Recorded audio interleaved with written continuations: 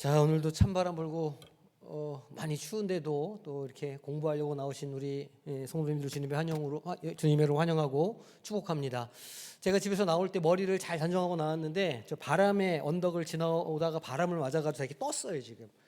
그런 상황이라 아시고 뭐 강사도 이 바람을 맞고 왔기 때문에 학생들도 바람을 맞고 오는 것이 당연하다 이렇게 좀 제가 생각을 하면서 자 시작해 보도록 하겠습니다. 자 PPT 띄워주시고 자 오늘 12번째 강의인데요. 오늘은 마지막 진노 7대접 심판과 바벨론의 멸망에 대해서 오늘 다루도록 하겠습니다. 오늘 15, 16, 17, 18 4장을 다루는데 이렇게 많은 장을 왜 한꺼번에 나가느냐, 앞에서 했던 내용들의 반복이고 그리고 이렇게 간단하게 정리를 하면 어려울 게 없기 때문에 한목으로 이렇게 우리가 지나가도록 하겠습니다.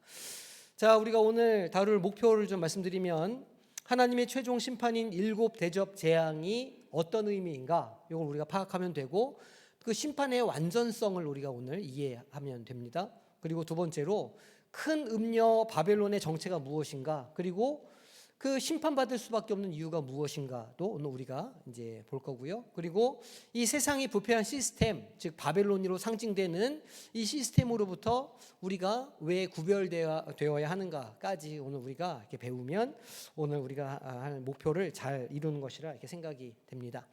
자, 우리 지난주 복습을 먼저 해보도록 하겠습니다. 우리 지난주 암송이 17장 7절 말씀이었어요. 자, 자 시작. 그가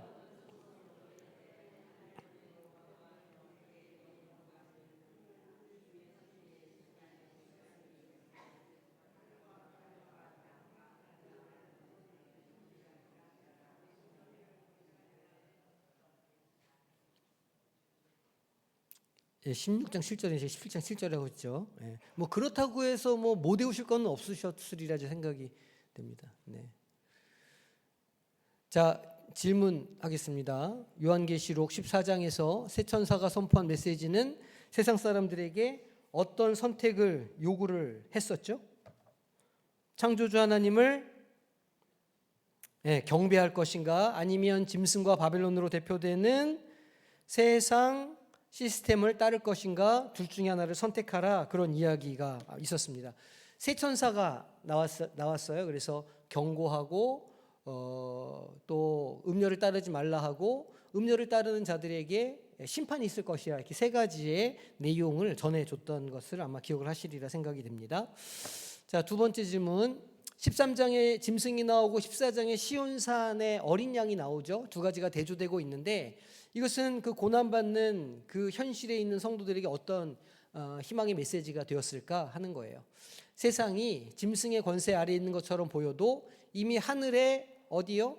시온산에서는 어린 양과 그의 백성들이 승리하여 있다는 것을 보여주는 거예요.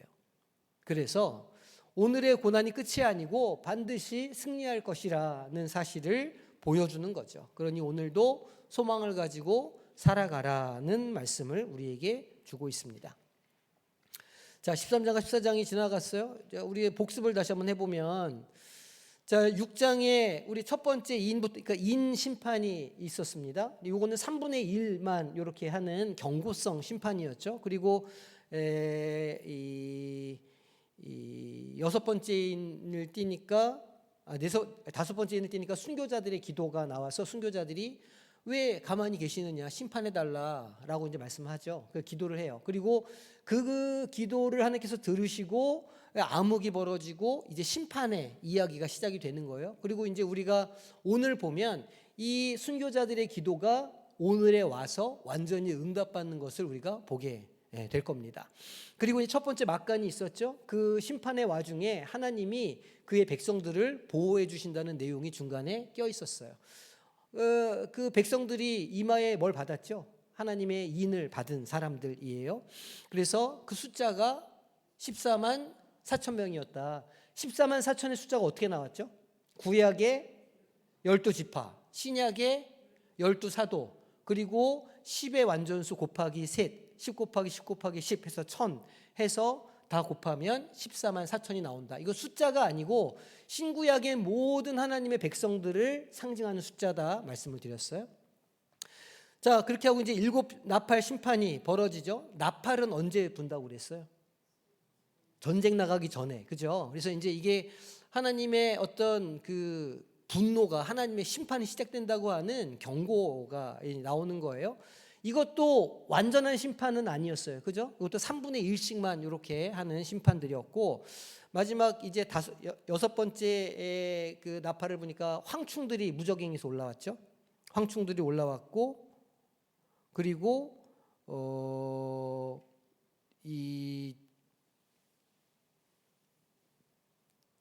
재앙이 이제 일어났어요. 그리고 이제 두 번째 막간이 시작돼 우리가 이제 봤었던 건데, 힘센 천사도 나오고 두루마리를 먹어라서부터 시작해서 교회를 상징하는 두 증인이 끝까지 사명을 감당해야 된다라는 이야기했었고, 그 다음에 이제 쭉 우리가 이제 다룬 내용들이 나오고, 마지막 두 가지 추수까지 우리가 얘기를 했었어요. 첫 번째 추수는 익은 곡식들을 거두는, 그러니까 성도들의 믿음을 지킨 사람들을 거두는 추수가 있었고, 두 번째 포도 추수는 뭐였죠? 진노의 포도주였죠. 그래서 다 밟아서 으깨버릴 거라고 하는 두 가지 추수의 이야기가 나왔습니다. 그리고 이제 오늘 우리가 보게 되는 일곱 대접 심판이 15장 16장에 기록되어 있고, 그리고 또 우리가 보게 될 세 번째 막간이 나와요. 큰 음녀의 정체가 나오고 바벨론의 멸망이 이제 기록되어 있습니다. 그리고 이제 다음 주 다다음 주에 우리가 보는 19장에서 22장까지 마지막 승리의 내용들이 이렇게 기록되어 있어요. 자, 우리가 오늘 요 15장, 16장, 17장, 18장 내용을 다루는 거예요. 마지막 일곱 대접 심판, 그리고 마지막 세 번째 막간, 요거를 우리가 이제 오늘 다루게 돼요. 자, 오늘 바벨론의 최후 하나님의 공의에 대해서 우리가 할 건데, 15장에서 18장은 하나님의 진노가 극에 달한 최종 심판이에요. 그러니까 이제 더 이상 심판이 없어요. 마지막 심판이에요. 그래서 요 마지막 심판이 뭐냐면 일곱 대접 심판인데, 왜 대접이라고 했느냐? 왜 우리가 이제 화가 나면 점점 분노가 차오른다 이렇게 표현하잖아요. 이 대접에 하나님의 진노가 찰랑찰랑 다 차 있다, 그런 의미예요. 그래서 대접 심판이 마지막 심판인 겁니다. 그래서 악의 제국을 상징하는 큰 음녀 바벨론의 멸망을 다루고 있어요. 바벨론을 뭐라고 부른다고요? 큰 음녀라고 불러요. 전통적으로 음녀는 이 하나님의 백성들을 타락시키는 존재로 성경에 많이 기록되어 있어요. 그래서 이 이스라엘 백성들이 이 우상 숭배를 하는 것을 너희들이 영적으로 간음하는 것이다, 이렇게 표현하는 것도 많고, 그 간음의 대상이 이방 우상들, 이방 신들일 때 그것들이 이제 그런 음녀라고 보통 이렇게 표현을 하는데, 똑같은 이치로 이 바벨론을, 로마 제국을 지금 음녀라고 표현을 하는 거예요. 이제 그 내용을 우리가 자세하게 다루겠습니다. 먼저 15장 16장은 좀 자세히 살펴보면 이 마지막 일곱 대접 심판에 앞서서 이미 승리한 성도들이 노래를 불러요. 무슨 노래를 부르느냐? 모세의 노래, 어린 양의 노래를 불러요. 이건 그 출애굽기의 차용이에요. 출애굽기의 변형. 출애굽이 이집트의 군대를 물리치고 홍해를 건넌 다음에 노래를 부르거든요. 이 홍해를 건넌 다음에 모세도 노래를 부르고 또 미리암도 노래를 불러요. 왜냐하면 적과 말과 적군을 물리치셨다, 이렇게 노래를 부르는데 똑같은 승리의 노래를 부른다. 그래서 15장에 노래가 기록되어 있어요. 그리고 나서 이제 16장에 일곱 대접 재앙이 땅에 쏟아지게 되는 거예요. 자, 보세요. 이제 15장은 마지막 심판의 서막이에요. 이제 마지막 심판이 딱 벌어지기 전에 이제 먼저 말하자면 프롤로그가 이제 진행되는 건데, 심판 전에 하늘의 전경이 쫙 보입니다. 마지막 이제 이 대접 심판 전에 하늘의 전경이 보여지면서 유리와 불이 섞인 바다가 보여요. 15장에 보면 15장을 보시면 이 유리와 불이 섞인 이 내용들이 막 나오는데, 짐승을 이긴 자들이 바닷가에 서서 노래를 합니다. 이게 이제 출애굽과 똑같은 서사가 여기 있는 거예요. 그 고난을 이긴, 말하자면 홍해를 건넌 백성들이 그곳에서 하나님을 찬양했던 것처럼 이 짐승의 어떤 그런 고난을 이겨낸 성도들이 그것을 이겨내고 나서 유리와 불이 섞인 바다에서 노래를 부른다는 거예요. 유리는 거룩함을 뜻하고 불은 심판을 뜻해요. 그러니까 그 불과 같은 연단을 지나간 그 성도들이 부르는 승리의 노래라는 말이에요. 이거를 제2의 출애굽 승전가라 이렇게 우리가 보통 별명을 붙입니다. 그러면서 7 천사와 금대접이 딱 나옵니다. 성전문이 닫혀요. 성전문이 왜 닫힐까요? 이제 용서는 없어요. 기회는 없다. 그런 뜻이에요. 심판이 끝날 때까지는 아무도 중재할 수 없어요. 하나님의 심판은 이제 정해진 일이고 죽음을 당할 수밖에 없는, 마지막 심판을 당할 수밖에 없는 거라는 거예요. 은혜의 시대가 끝났다 이런 뜻이에요. 성전의 문이 닫혔다는 건. 그리고 이게 어디에서 일어나는 일이냐면 아마겟돈에서 이 마지막 전쟁이 일어난다. 이제 이런 표현을 만약에 우리가 쓰잖아요. 그래서 아마겟돈에 대해서 좀 자세히 설명해 드릴게요. 문자적인 지명으로는요, 무깃도 언덕을 말하는 거예요. 무깃도가 뭐냐면 무깃도 언덕을 히브리어로 하르 무깃도라고 발음을 해요. 하르 무깃도. 이게 무깃도 언덕이라는 뜻이거든요. 이 하르 무깃도라고 하는 히브리어를 헬라어로 음역을 하면 아마겟돈 이렇게 읽어요. 그러니까 아마겟돈은 하르 무깃도라는 뜻이에요. 제가 설명하려고 자, 이걸 좀 확대를 좀 잘 해봐 주세요. 여기 확대가 잘 될지는 모르겠지만, 자, 요거를 카메라로 쫙 잡아 줘 보세요.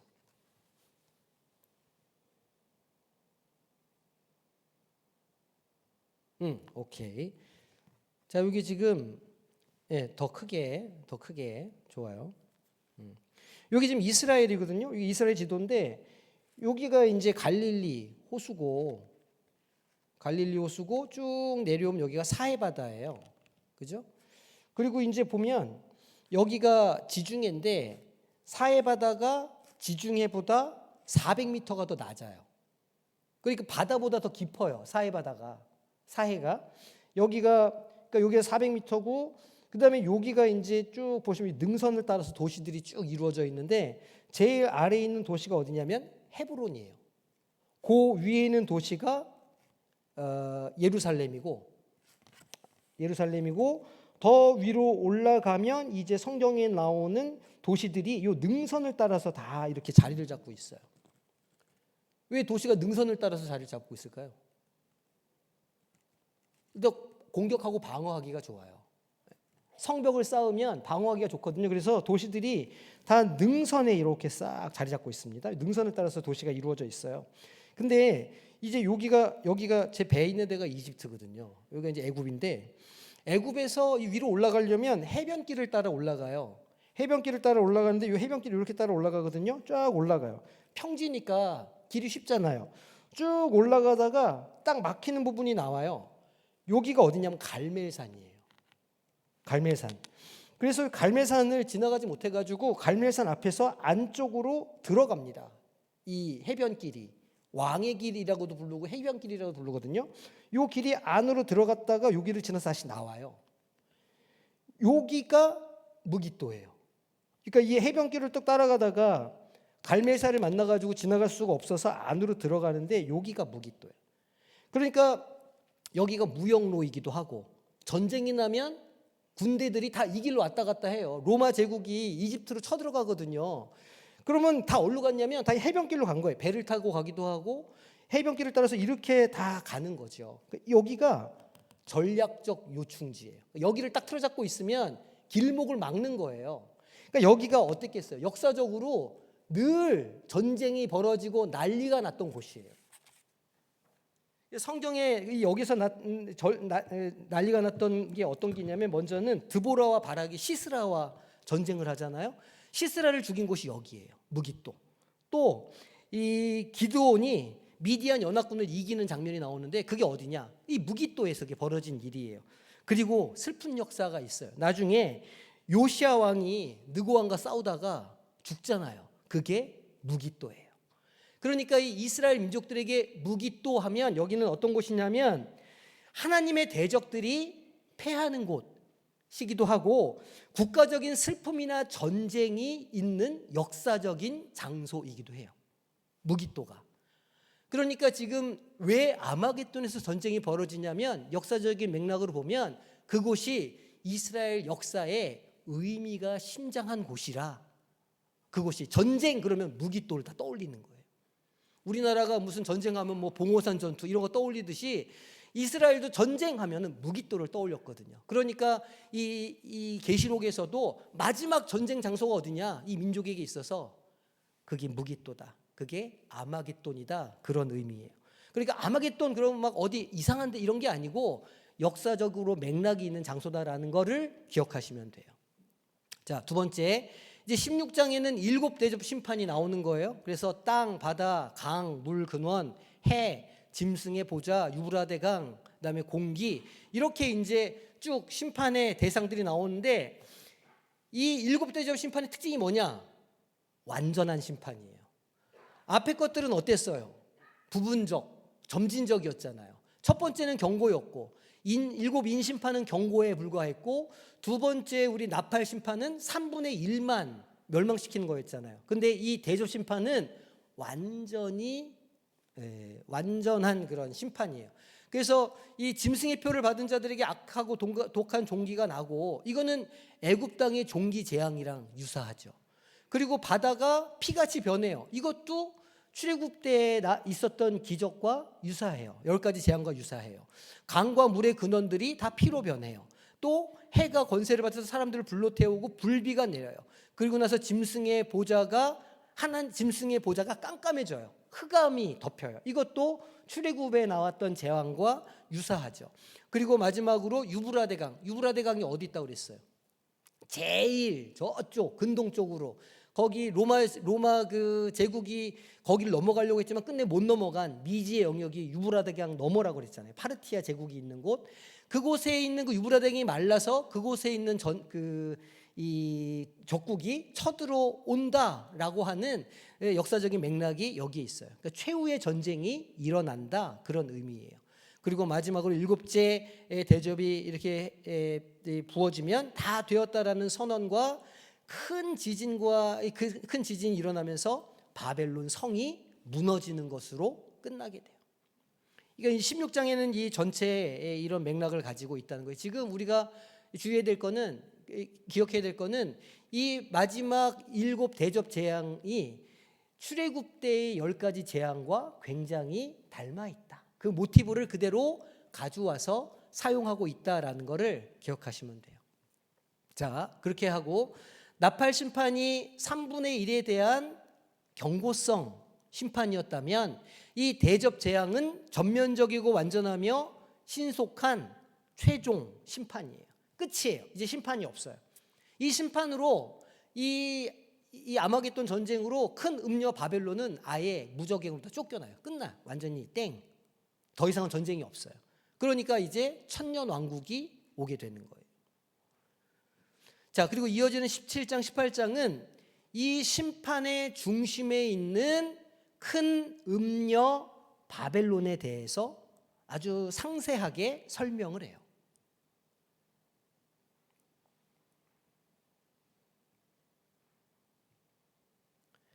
이 큰 음녀는 로마 제국으로 대표되는 세상의 부패한 시스템을 말해요. 어떤 시스템들이냐? 정치, 경제, 종교 시스템을 다 상징하는 거예요.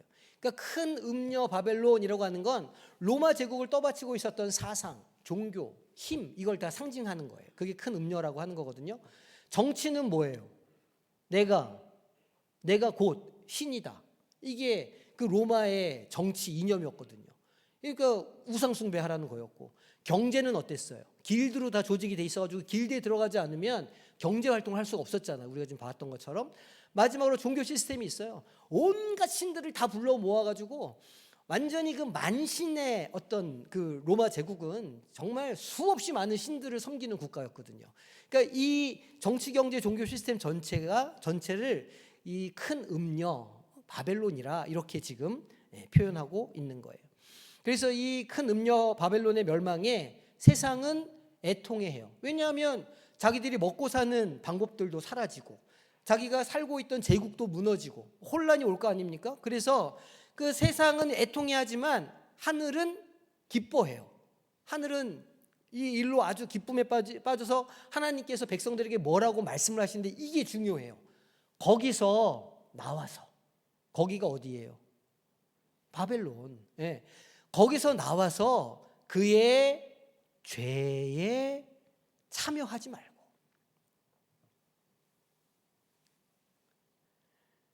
그 죄에 참여하면 재앙을 받게 될 거라는 거예요. 그가 받을 재앙들을 받지 말라고 강력하게 명령을 하시는 거예요. 너희 인침을 받은 하나님의 백성들은 그 큰 음녀 바벨론이 지배하는 그 세상 속에서 살아가지만 거기에 빠져들지 말고 거기에서 나오라는 거예요. 자기를 거룩하게 지키라는 거예요. 그래서 재앙을 피하게 하라라고 말씀을 하시는 거죠. 자, 17장 음녀 나와요. 종교적 문화적 바벨론이다 제가 지금 설명을 했어요. 좀 자세하게 보면 지금 바벨론이 어떻게 멸망하는가를 아주 자세하게 이제 묘사를 합니다. 성경이 영적 또 종교적 타락상을 고발을 해요. 많은 무리에 앉은 큰 음녀가 있어요. 이 세상의 화려한 문화, 사치, 배교를 조장하는 거짓 종교 시스템을 의인화한 거예요. 많은 물, 그러면 우리는 많은 물소리 그러면 누구의 음성을 생각하죠? 하나님의 음성을 우리가 생각하잖아요. 많은 물소리와 같다. 이렇게 우리가 보통 하나님의 음성을 들릴 때 그렇게 표현하거든요.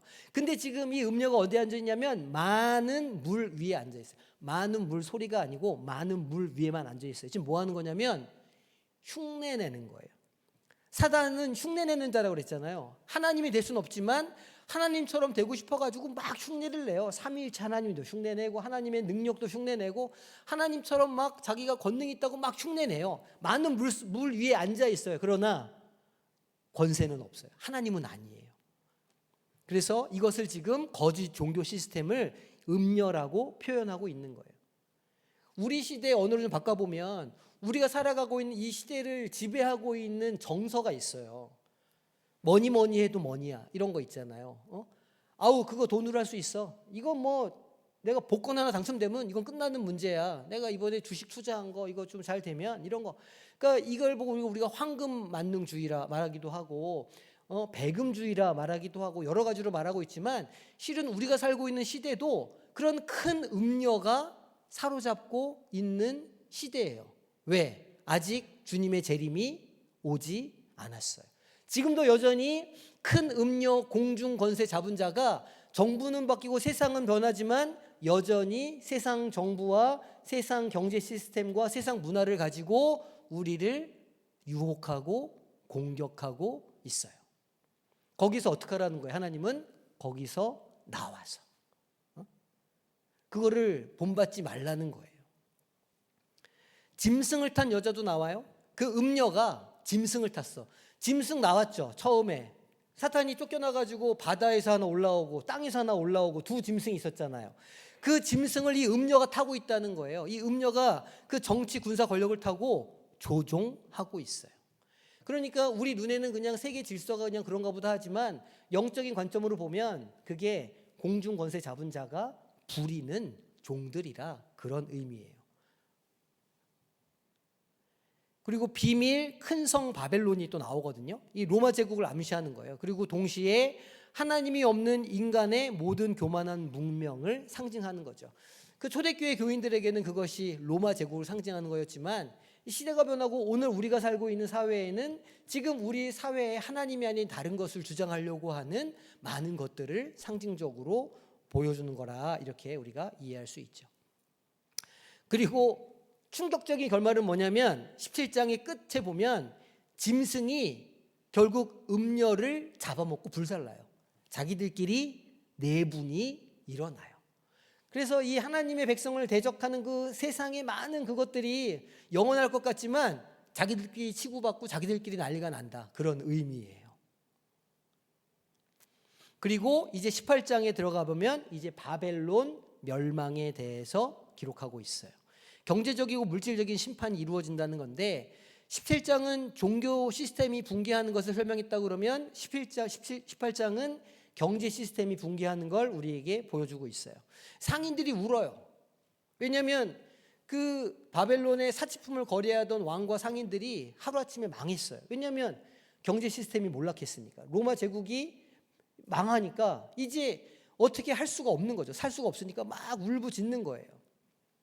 화려함에 허무함을 보여주죠. 금, 은, 보석, 사람의 영혼까지 상품화해요. 13절, 17장 이 13절을 보면 사람의 영혼까지 팔았다 하는 내용을 우리가 볼 수 있어요. 보면 18장 13절을 제가 읽어드릴게요. 계피와 향료와 향과 향유와 유향과 포도주와 감람류와 고운 밀가루와 미리오, 소와 양과 말과 수레와 종들, 이게 뭐냐면 다 그 시절에 그 길드에서 거래되던 품목들이에요. 그 거의 모든 게 다 여기서 거래가 됐다고 그러면 돼요. 그 다음에 뭐가 나오냐, 마지막에 사람의 영혼들이다. 사람의 영혼까지 거래를 하더라는 거예요. 근데 이게 사실 이때의 얘기만은 아닌 게, 우리가 흔히 말하는 생명 경시 사상 이런 거 있잖아요. 우리가 도덕책에서 보는 사람의 생명을 너무너무 우습게 여기는 시대를 우리가 살고 있어요. 우리가 지금 살고 있는 시대가, 이거 좀 보여주지 않아도 돼요. 이게 이제 여기가 지금 이제 예루살렘이면 이쪽 끝에, 이 해변길 제일 끝에가 여기가 지금 가자 지구예요. 이스라엘이 공격해가지고 이 가자 지구에 팔레스타인 사람들을 다 몰아넣었어요. 아주 좁은 곳에. 뭐 하려고 그러냐면 지금 가자 지구에 있는 사람들을 이 국경 바깥으로 다 몰아내려고 그래요. 지금 이스라엘이.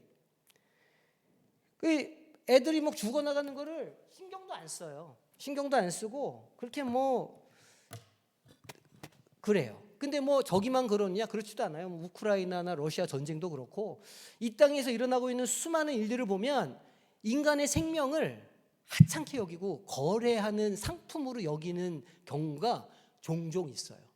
우리 시대에도 그렇다라는 걸 우리가 인식을 해야 되는 거예요. 그래서 이런 것들이 이 하나님의 심판 앞에서 얼마나 허무하게 무너지는가가, 얼마나 하나님의 심판 앞에 그것이 취약한가를 지금 18장이 보여주고 있는 거죠. 그리고 마지막 경고가 나오는 거예요. 이게 핵심 메시지를 할 수 있죠. 내 백성아 거기서 나오라는 거예요. 이제 곧 무너지고 그 시스템이 이제 작동하지 않을 건데, 그리고 거기 심판이 임할 건데 거기에 미련을 두지 말고 세상의 가치관과 죄악에서 분리되어 거룩한 삶을 지키라라고 하는 하나님의 그 아주 간절한 호소가 여기에 담겨 있는 거예요. 이거 뭐 2000년 전 그 로마 제국에 있던 이스라엘 사람들에게만 이게 주시는 말씀이겠어요? 아니죠. 오늘도 우리를 향한 하나님의 말씀이기도 하다는 걸 우리가 기억을 해야 됩니다. 자, 대접 심판의 의미를 우리가 또 좀 자세하게 살펴보겠습니다. 자, 출애굽 모티브가 완성되는 거예요. 그래서 7 대접 심판은 이집트에 내렸던 10가지 재앙과 아주 유사하다는 거고, 이것이 하나님께서 바로의 압제에서 이스라엘을 구원하셨던 것처럼 이제 적 그리스도의 압제에서 우리 믿는 자들을, 인친자들을 구원하게 하시기 위한 과정으로 7 대접 심판이 등장한다라는 거예요. 심판은 그래서 성도 믿는 자들에게는 두려운 일이 아니에요. 그 마지막 그 문지방과 인설주에 어린 양의 피를 바르고 있었던 자들은 두렵긴 했을 거예요. 하지만 그 믿음을 가졌던 사람들은 그것을 통해서 자기들을 구원해 주신다는 하나님의 섭리를 믿었잖아요. 그것을 믿고 모세를 따라서 출애굽을 하는 용기를 낼 수 있었던 거예요. 그 과정에서 하나님께서 그들을 지켜주셨고 불 기둥으로 군대를 막아주시고 물길을 내셔서 홍해를 건너가게 하셨어요. 그러니까 그 믿음을 가진 자들을 구원하신 하나님의 역사를 그들은 그들의 역사에서 이미 한번 경험한 적이 있어요. 그 이야기가 대대로 그들 민족 가운데 내려와요. 그리고 이제 앞으로 있을 하나님의 나라의 백성들에게도 똑같은 서사가 이루어질 거라라는 이야기를 지금 출애굽기가 해주고 있는 거예요. 그러니까 심판은, 마지막 최종 심판은 우리 믿는 자들에게는 두려운 일이 아니다. 이것은 곧 해방을 앞둔 우리에게는 기쁜 소식이다, 복음이다라는 거예요. 그리고 회개할 기회가 이제는 없어요. 마지막 심판까지 오면 회개할 기회가 없는 거예요. 이제 하나님의 공의가 실현되는 일만 남게 돼요. 그래서 인심팔, 나팔심판과 차이가 있어요. 7인 7 나팔 심판은 3분의 1이라고 하는 제한이 딱 걸려 있어가지고 그냥 경고였어요. 회개해야 된다. 근데 그들이 회개를 했나요, 안 했나요? 회개 안 했어요. 점점 마음이 완악해졌어요. 하나님께서 그들을 그냥 자기 하고 싶은 대로 내버려 두셨어요. 그래가지고 회개하지 않아요. 결국은 이 대접 심판에서는 자비가 없는 심판을 그들이 맞게 된다는 거예요. 가득 찬 대접이 다 쏟아 부어지는 거죠. 하나님의 오래 참으심이 끝날 때가 온다. 하나님의 오래 참으심이 끝날 때가 온다. 그리고 앞서서 우리가 6장에서 봤던 순교자들의 피에 대한 정당한 공의가 실현이 반드시 될 거다라는 거예요. 그리고 또 한 가지는 인간의 완악함을 폭로하죠. 그러니까 우리도 우리의 능력으로, 우리의 사람의 힘으로는요 스스로를 구원할 수가 없어요. 오직 무엇으로? 어린 양의 피와 그리고 그 말씀으로 우리는 구원에 이를 수 있어요. 회개하지 아니하고 도리어 하나님을 비방하죠. 막 온갖 그 잡스러운 언어로 하나님을 비방하고 끝내 심판을 당하게 되더라. 심판이 불가피하다. 공의로운 하나님으로서는 이 심판을 행하지 않을 수가 없으신다라는 거예요. 자, 이 내용을 네 가지 관점으로 달아보면, 자, 관념주의는요, 바벨론은 하나님을 대적하는 모든 시대의 부패한 시스템과 문화를 상징해요. 상징적으로 보면. 그러니까 우리 시대에도 바벨론이 있어요. 성도들은 그 바벨론 유혹, 세상의 유혹으로부터 자기를 거룩하게 지켜야 돼요. 하나님이 거기서 나오라고 말씀하시는 거예요. 자, 과거주의적인 관점에서 보면 음녀 바벨론은 아주 명백하게 1세기에 있었던 로마 제국을 가리켜요. 이것은 핍박받던 교회에게 로마의 멸망이 임박했다고 하는 위로와 희망을 주는 메시지가 되었을 거예요.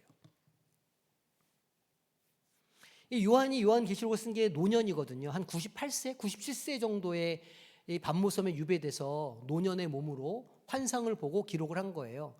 그러니까 1세기 정도면 로마에서 황제정이 시작되고 박해가 굉장히 극에 달하던 때입니다. 그러니까 요한은 초대교회 그 고난받던 그 교인들에게 지금 이 박해와 고난이 곧 끝난다. 이게 사단의 지금 핍박인데, 지금 우리가 영안을 들어서 보면 이미 어린 양 시온산에서는 어린 양과 함께 14만 4천 명이 하나님을 찬양하고 승리의 노래를 부르고 있다. 새 노래를 부르고 있다. 그러니 우리도 견뎌야 된다. 이 이야기를 해주려고 했던 거예요. 미래주의적인 관점이 있죠. 바벨론의 멸망은 미래에 나타날 적 그리스도 세력을 보여주는 거다. 그리고 전 세계적인 부패한 시스템에 대한 하나님의 최종 심판을 예고하는 거다라고 보는 거죠. 아직 안 일어났어요. 미래주의는 이제 앞으로 일어날 일들이에요. 지금 막 징조만 막 보인다, 이제 이렇게 보는 거죠. 자, 종합을 해보면 하나님의 공의는 반드시 악을 심판하실 거다.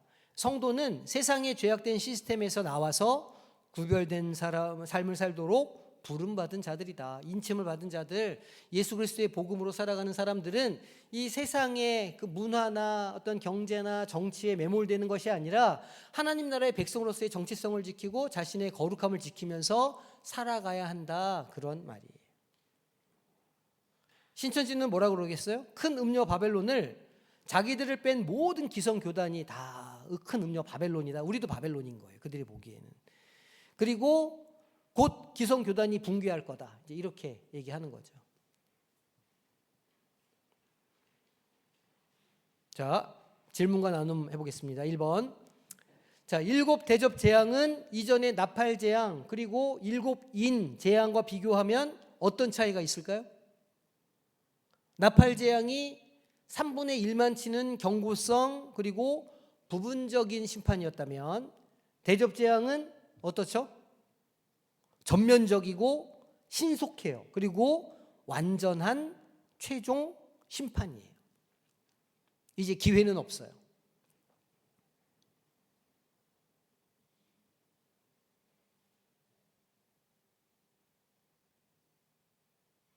그러니까 하나님은 계속해 기회를 주시는 분이에요. 계속해서 기회를 주시는 분이. 지금도 기회를 주시고 계시죠, 우리에게. 계속 기회를 주시고 계세요. 거기서 나오라고. 나와서 구별돼야 된다고 해서 기회를 주시는 분이다. 우리 그걸 지금 알아야 됩니다. 근데 마지막 때가 오면, 마지막 심판이 임하면 기회는 없어요. 자, 17장에 묘사하고 있는 큰 음녀 바벨론은 누구의 피에 취해 있었을까요? 성도들의 피와 예수의 증인들의 피에 취해 있었어요.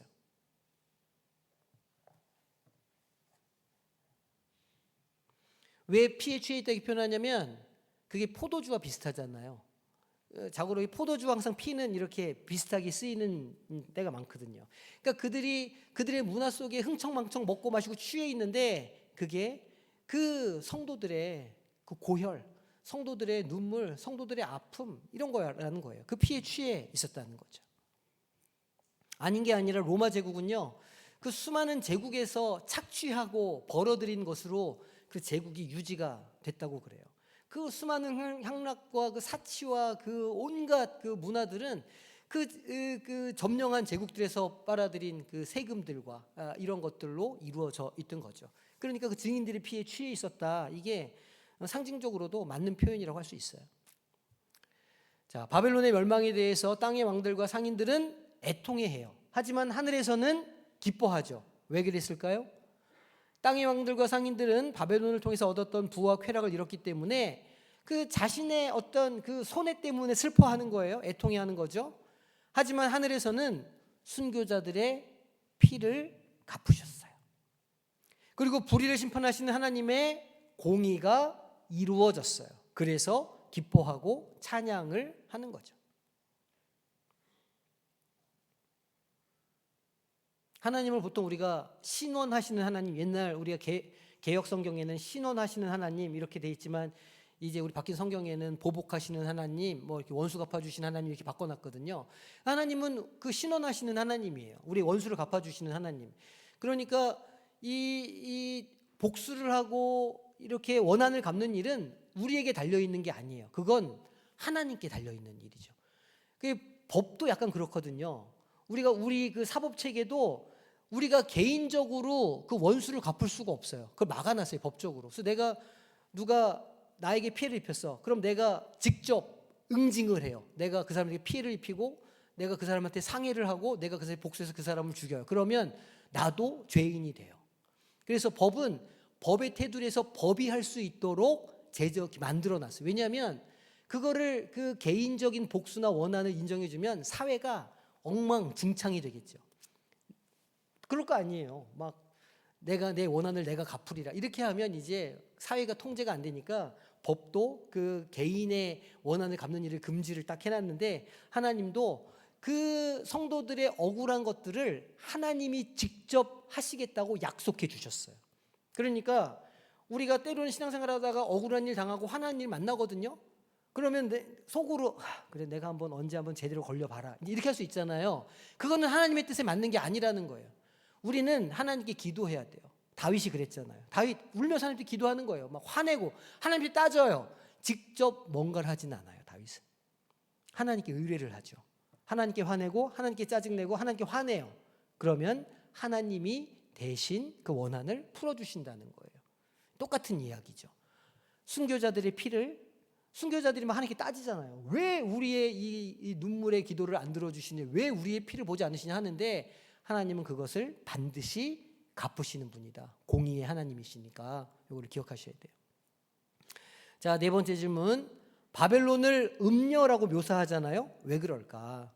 음행은 성경에서 우상 숭배를 상징하는 대표적인 표현이에요.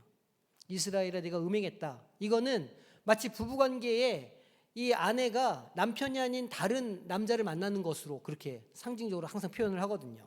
이게 우상 숭배라는 거죠. 대표적인 표현이에요.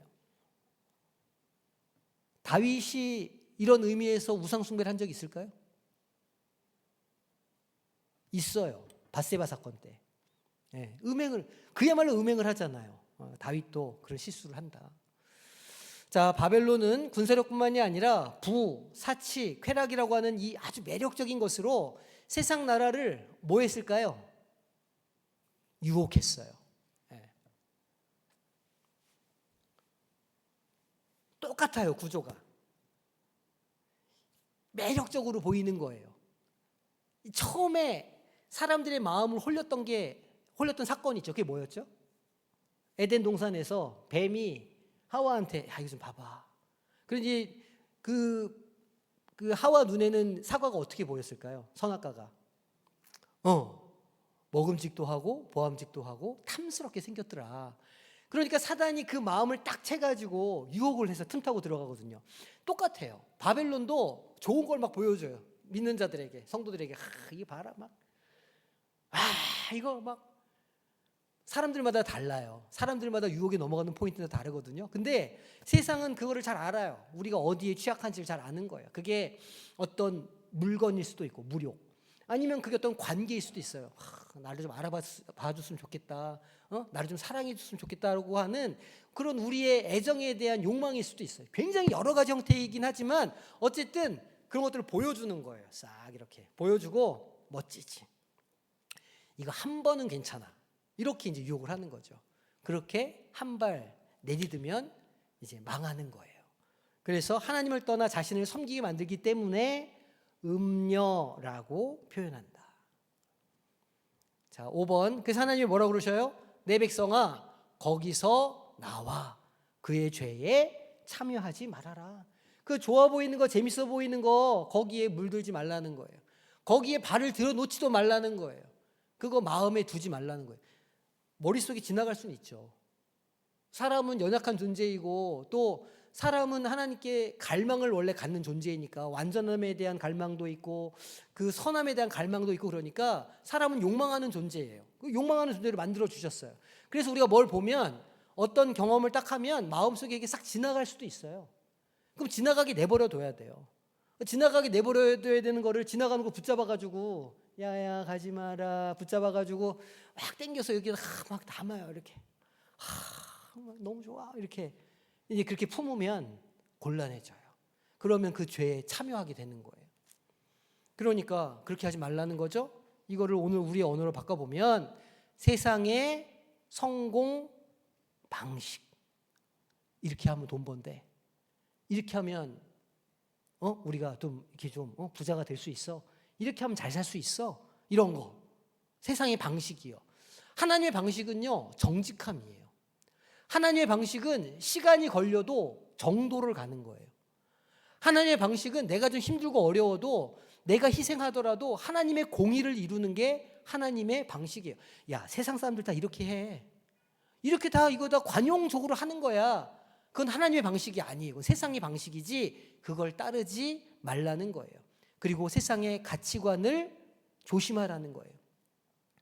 정직하지 않아도 돼. 조금 좀 욕심내도 되지. 그만해도 된다. 좀 쉬어도 된다. 이런 거 있잖아요. 세상의 가치관들. 이 무분별하게 따르지 말라는 거예요. 그것들과 뭐한 삶을 살라는 거예요? 구별된다를 신학적 용어로 뭐라 그런다고요? 거룩. 구별되는 게 거룩한 거예요. 그것으로부터 나를 지키는 것. 그 가치관으로부터 나를 이렇게 분리시키는 거, 거기서 나오게 하는 거, 그게 거룩이에요. 이렇게 성경책 이렇게 보면서 이렇게 하는 게 거룩이 아니고 그 악한 것, 더러운 것, 잘못된 것에서 분리되어서 나오는 거, 그 결단, 그 행동을 거룩이라고 불러요. 하나님은 우리에게 뭘 요구하시죠? 거룩을 요구하세요. 나 여호와가 거룩하니 너희도 거룩하라 말씀하시는 거예요. 그래서 나의 어떤 그런 아주 약간의 이익, 약간의 어떤 그런 편리, 약간의 어떤 그런 즐거움 이런 것들을 위해서 신앙 양심을 버리지 말라는 겁니다. 하나님이 보시기에 정직한 것. 그러니까 세상의 어떤 윤리나 도덕 기준을 훨씬 넘는 거예요, 이건. 세상 사람들은 우리 속은 모르죠. 우리 겉으로 이렇게 하면 저 사람 착한 사람이에요, 저 사람 선한 사람이라 할 수 있어요. 근데 하나님은 우리의 어디를 보신다고? 중심, 부산말로 속. 하나님은 우리의 속을 보시는 분이잖아요. 그러니까 우리는 원천적으로 거룩해져야 돼요. 원천적으로 정직해야 돼요. 원천적으로 이 단전 깊은 곳으로부터 옳은 것, 바른 것을 향한 갈망을 가져야 돼요. 정직하고 거룩한 삶의 방식을 선택해야 된다는 거예요. 쉬운 일일까요? 어려운 일일까요? 겁나게 어려운 일이죠. 이 세상에서 이렇게 사는 건 되게 어려운 일이에요. 거룩을 지키는 일은 사실은 불가능해요. 만약 이거를 우리 힘으로 지키려고 그러면요, 우리는 100번이면 100번 다 실패할 거예요. 매일 실패하고 계시잖아요. 매번 실패하시죠. 매번 절망하잖아요. 우리는 뭘 알아요? 그래서 이게 내 힘으로 안 되는 거구나. 이게 내 능력으로 안 되는 거구나. 이거 어떻게 할 수 있어요? 성령 충만으로 할 수 있는 거예요. 오직 성령으로만 할 수 있는 일들이에요. 자, 오늘날 우리 사회에서는 바벨론의 모습이 어떻게 나타나고 있을까요? 그리고 우리는 그 영향력에서 어떻게 나올 수 있을까요? 하는 거예요. 물질 만능주의, 경쟁, 성공, 쾌락, 문화, 이런 게 바벨론의 모습이라 말씀드렸잖아요. 그러니까 우리는 우리의 어떤 소비 패턴, 또 시간을 내가 어떻게 쓰고 있는가, 내가 사람과의 관계는 어떤 방식으로 하고 있는가, 나에게 조금 불편하게 하면 멀리하고, 나를 좋다고 그러면 거기 좋다고 하고, 뭐 이렇게 하나님의 말씀이 아니라 사람들의 의견에 내가 막 부하내동하고 이런 거 아닌가? 이런 걸 좀 우리가 살펴봐야 될 거라는 거예요. 그래서 세상의 흐름을 거스르라는 거죠. 하나님의 가치관을 따르는 의식적인 결단이 있어야 된다는 거예요. 물론 실패하겠죠. 물론 넘어지겠죠. 하지만 우리는 매일매일 결심해야 돼요. 매일매일 십자가를 바라보며 매일매일 은혜의 보좌 앞으로 나아가야 돼요. 그 긴장감을 놓치면 우리는 금방 세상 문화에 휘말려 들어가게 될 거예요. 그게 나오는 일이에요. 거기에서 나오는 일, 이건 우리가 매일매일 십자가 앞에 나가는 일이다. 이걸 기억하셔야 돼요. 자, 정리하겠습니다. 자, 무슨 심판은? 오늘 우리가 다룬 게 무슨 심판이었죠? 7 대접 심판은 회개하지 않는 세상을 향한 하나님의 최종적이고 완전한 진노라, 심판이라.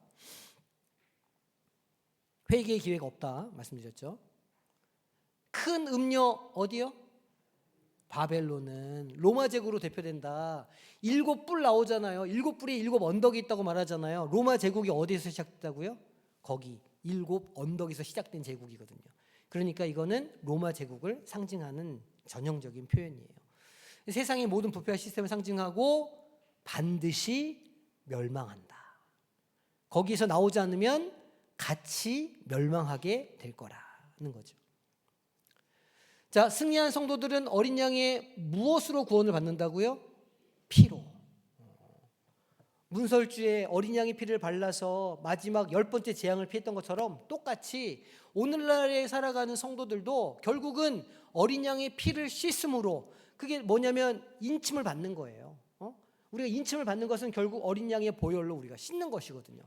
그 어린 양의 피로 구원받았음을 기억하면서 하나님의 공의로운 심판을 누군가는 두려워하겠죠. 바벨론은 그 심판을 두려워하고 심판의 결과를 슬퍼할 거예요. 하지만 인침받은 자들, 어린 양의 피로 씻고 말씀을 따라 사는 사람들은 그 심판으로 인해서 하나님을 새 노래로 찬양하게 될 거라. 자, 성도들은 세상의 죄악된 시스템에서 나와서 무슨 삶을? 구별된 삶을 살도록 부름받은 자들이다. 그러니 우리도 구별된 삶을 살아야 되겠다는 거예요. 자, 오늘 암송 구절 요한계시록 18장 4절 말씀이에요. 또 내가 들으니, 자, 시작.